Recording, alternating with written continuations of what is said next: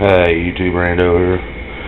We were looking up online how to store butter some time back. I think it's a prep that a lot of people forget about is butter. We were looking at canned butter, but number one, it don't really taste that good, and or I don't think it does anyway. It don't taste anything like butter to me. It tastes more like tastes more like butter flavored shortening or something. I don't know. I just don't like it. So we're gonna can our own again today. We've done this before, and it comes out fine. Now the USDA and the FDA suggest you do not can your own butter, so do this at your own risk. And what we've done is I've thrown the jars and the rings and lids into a pot of water, and we're just gonna boil them.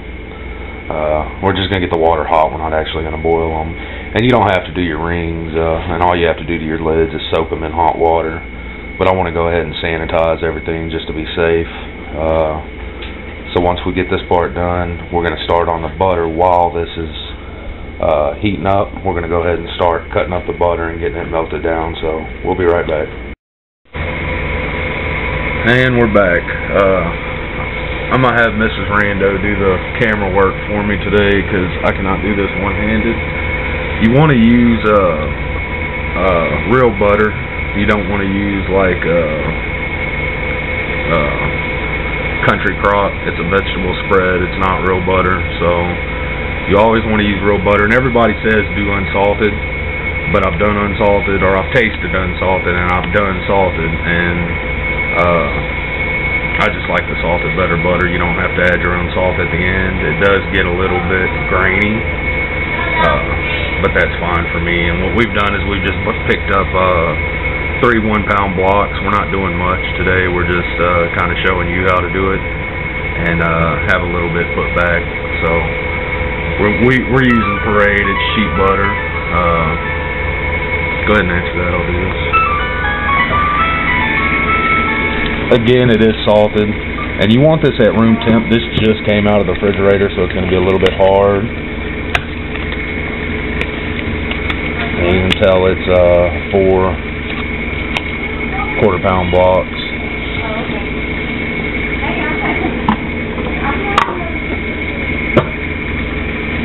Get this all spread out for you. And all we're going to do, we're going to pasteurize this in this pot. We got the little Bunsen burner set up. We got the lids and the jars going in the kitchen at the same time. You know, I did not want to do the video in the kitchen. The person I was renting my house to in the city while we were staying in the country destroyed my stove. It's really nasty looking. We've done everything we can to get the grease and stuff off of it, but it didn't work out. And my wife's kind of embarrassed about the stove, so she didn't want to do a video in there, and neither did I, you know.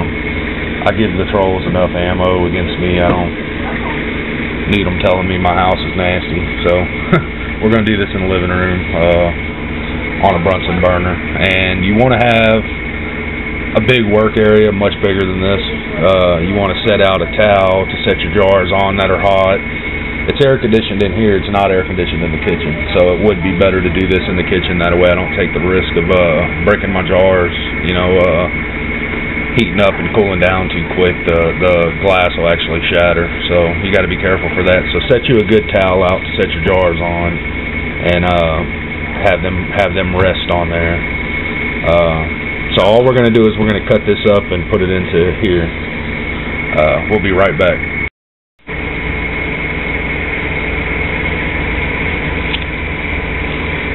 Alright, so we're just going to cut this butter up into little packs.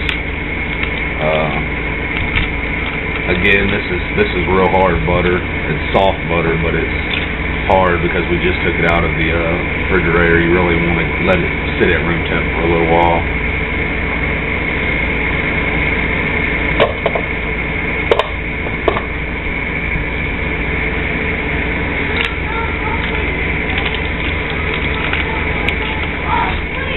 And I said earlier I don't like canned butter, but I've only ever tasted one kind. A friend of mine had some and some Yoder's bacon, and I tried it, and I didn't like either one, honestly. So I'm going with what I know I like. If I'm going to spend money on it, it's going to be something I know me and my family will eat. My kids don't even know the difference, you know, between this and fresh butter. So, and my kids are like me; they're very picky eaters. They won't just eat anything unless it has sugar in it. Then they'll eat anything. So we're going to get all this cut up and put into this, and we'll be back. Alright, so we have all our butter cubed up and cut up. You're going to want to put this on a low heat, low to medium. You don't want to burn it. It's going to take a while to melt this much butter. This is 4 ounces shy of 3 pounds. 3 pounds, right? Yeah. It's 4 ounces shy of 3 pounds. I don't know what that's going to look like melted all the way down. I don't quite recall how much you can fit in a quart or half quart. So we're going to go ahead and just melt this, and if it brings the level way down, then we'll go ahead and add this extra stick. If not, we'll just can up what we have, and hopefully it'll come out right, and we won't have too much butter left in here or not enough butter in one of the jars. We only have 3 jars, and those are half-quart jars, I believe. I said they were pint the other day when I was using them on a video, but I want to say they're actually half-quart. So we're going to let this solidify and melt down, and once it gets to the consistency that I like, we'll come back and show you, or we'll show you about halfway through, and then we'll show you in the end. In the end, it should look like almost like a yellow beer. It should be clear. You should be able to see the bottom of the pot. There's going to be a lot of foam on top, but we're going to go ahead and skim that out and leave the butter below, and we'll show you that whenever we do it as well. So once this starts to melt down a little bit, we'll be back.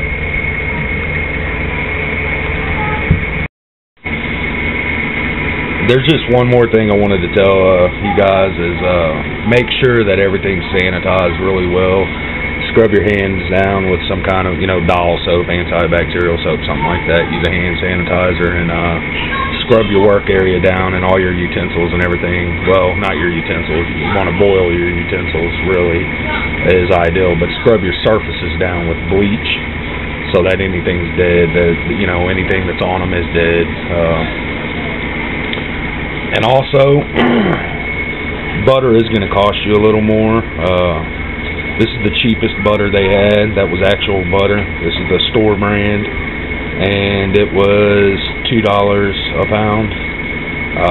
That's a little bit more expensive than what I like to spend. We usually buy vegetable spread, and it's 78 cents a pound, something like that. If we get the cheap knockoff brand, it's real cheap. So this isn't what we use every day, but this is what we can, because we have canned vegetable spread before, and it does not look pretty at all. So, and you can tell here, I cranked it up to medium. I probably shouldn't have. It's already beginning to solidify really quickly, and that will actually lighten up quite a bit, that color, and you should be able to see through. Now, don't hold me to that if it don't happen, but it should happen. So we'll go ahead and let this melt all the way down. You're going to want to stir it with a plastic spoon. You don't want to scratch the bottom of your pot, but you want to go ahead and stir it up just to ensure it doesn't burn on the bottom. I went ahead and turned my heat back down to low just so it happens gradually and doesn't instantly melt and start burning the bottom. You never want to let this get to a boil.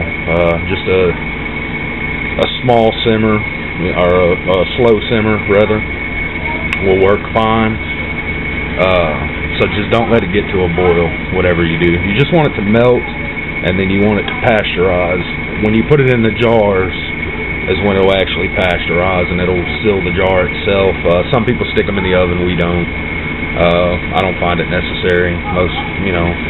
Most people that's done this a lot of times don't stick them in the oven anymore. Some do, but most don't. So it's all up to you on what you want to do. But you can do it the same way if you want to put it in the oven, and then after you jar it, Then you just stick your jars in the oven at 180 to 220 degrees for about 10 to 15 minutes, and that's how you would do it in the oven. So once this gets melted, we'll be back. Alright, so we've got it all melted down for the most part. There's no huge chunks left in it.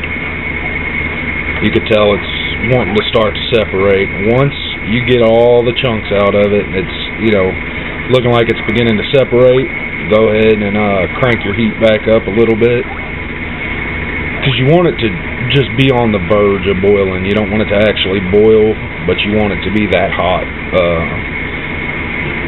You know, it's got to be hot for it to seal the jars. So that's where we're at right now. I'm going to stop stirring altogether now. I've cranked my heat up to medium. We're going to let as soon as the foam, you get your foam in action and you get all your foam on top, then you know where you need to be. So we're going to let that happen and we'll come back. Alright, YouTube, I said that wrong earlier. You do want to bring this to a boil. I don't know what the hell I was thinking. You bring it to a boil for 5 minutes, but you can see we have this foam on top now. Now, from what I understand, the only reason you skim this is to save space in the jars. I may be wrong there. Maybe another reason you do it. And you can still use this to cook with the butter, the foam. It's still butter. I mean, it's not harmful. But you don't want a bunch of foam in your jars taking up space where you could have the clarified butter, as you see there.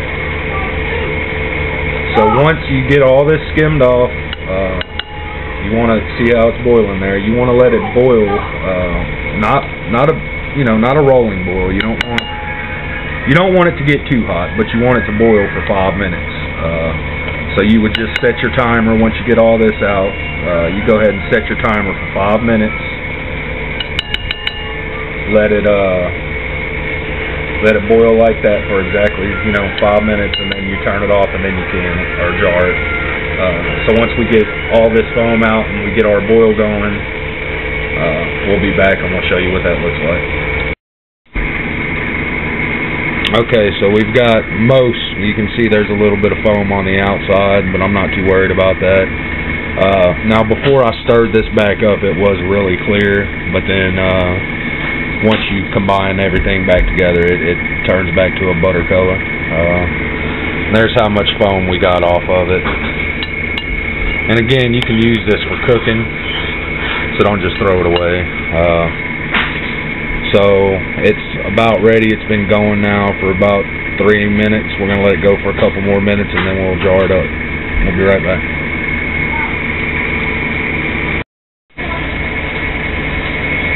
Okay, so we've been boiling now for about 5 minutes. We're going to go ahead and turn the burner off.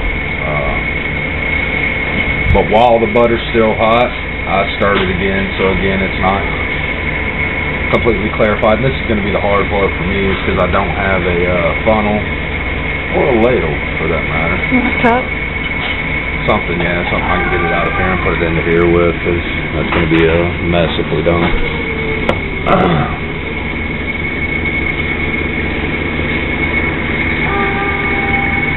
And you could tell I could probably do a little bit more skimming on that, but I'm not too worried about it. I'm going to go ahead and let her fill up the jar with the spout on it, measuring cup. And we're not measuring the butter out by any means. We're just using it to pour it in the mason jar so we don't make such a mess.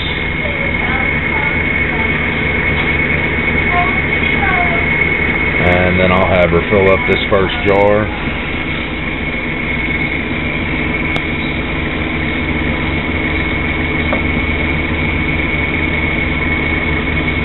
Try not to get it on the lip if you can manage.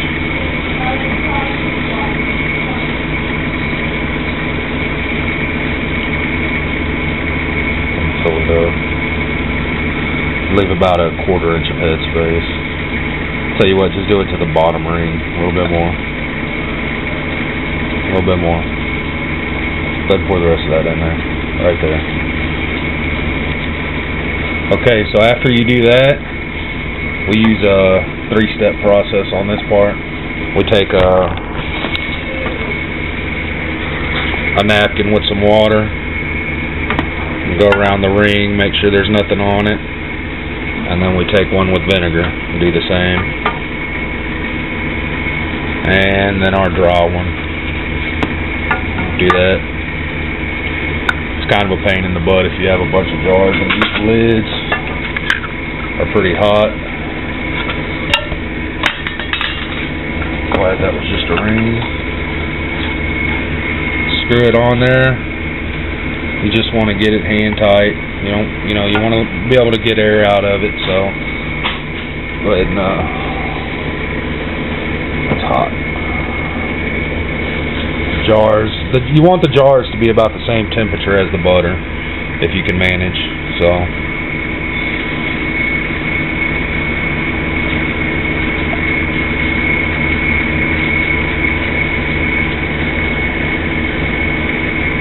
Go ahead and top that off with a little more if you can out of the coffee cup.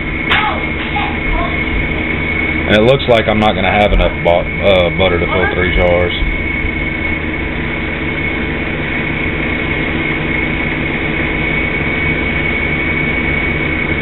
That's good on that one.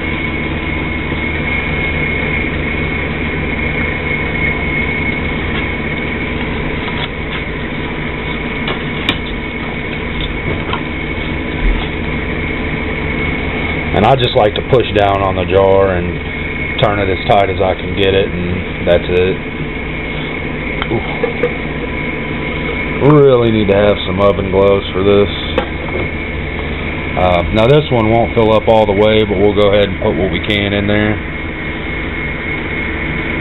Now at this point, if you wanted to, you could put it in the oven and let it sit for... I did not wipe that jar off, did I? Did you get anything on the rim? I hope not. I'm going to take it off and then do it. Forgot to wipe down my second jar. Sitting here talking on camera and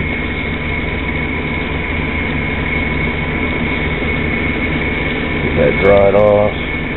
But I didn't fill any on the other 2 jars. Usually you can fill butter if it's on the rim. Put that top on.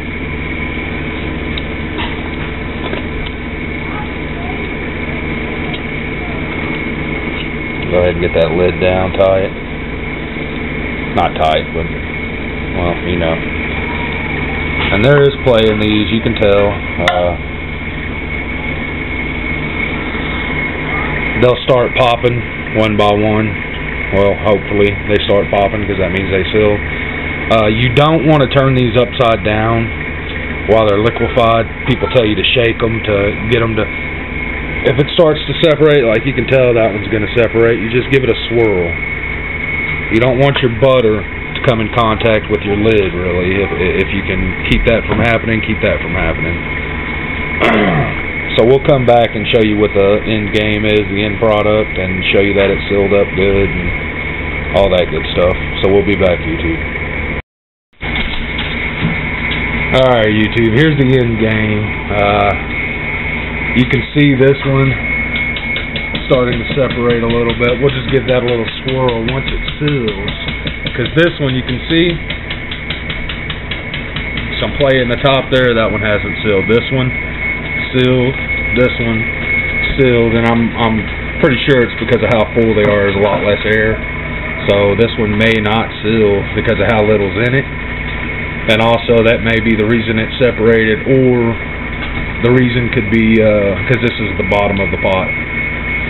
So this one you could tell has a few bubbles in it. It's going to have to be mixed up. And you don't have to mix it. You can let it separate, and then when you go to use it, just open it and mix it up. That works just fine. But there you have it. Canned butter. We got, altogether, this is probably 2.5 pounds now. After what cooked out and what we took out, it's probably right at 2.5 pounds. So I'm going to say these right here are right about a pound a piece, somewhere in there. I'm not sure exactly what the weight is on them with the jars. If we weighed them, we'd have to weigh an empty jar and deduct it. I'm not going to go through all that. but I'm going to put a pound of butter on each one of them that are completely full. And you can see the size of the jars, and my hand's pretty big as well, but you can see the size of the jar compared to my hand. So I forget what size jars they are, but I want to say they're half quart. I know they're bigger than a pint, and I think it's pint, half quart, then full quart, something like that. So I'm going to say those are half quart jars, and so you could fit about a pound of butter in a half quart of, you know, roughly between 7/8 of a pound to a pound of butter, somewhere in there. So we hope you enjoyed the video. Thanks for watching, YouTube.